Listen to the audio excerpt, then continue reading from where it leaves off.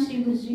गुरूंचं अस्तित्व म्हणजे जीवनात अढळ असणारा विश्वास, जो कधीच वाट चुकू देत नाही. शब्दांच्या पलीकडे जे शिकवतात, मौनातूनही मनात नवी दिशा निर्माण करतात ते श्री गुरु.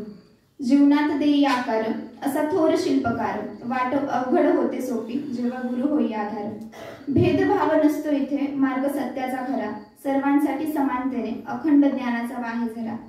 आयुष्याला सावरुनी भविष्य आपले घडवतात, बळपंखात आपल्या भरुनी भरारी घेण्यास शिकवतात. प्रेमाचा वटवृक्ष होऊनी गुरु देतात शीतल सावली, म्हणूनच सदा वंदनीय असते जीवनात आपल्या गुरुमाऊली, म्हणूनच सदा वंदनीय असते. आणि अशा श्री गुरूंच्या मी सदैव ऋणात राहू इच्छिते. आजच्या सत्राची मंगलमय सुरुवात ईशस्तवनाने करणारे व तसेच तीनही वाक्यात इथे उपस्थित सर्व श्रोतेवर्ग या सर्वांचे मी मनापासून आभार व्यक्त करते.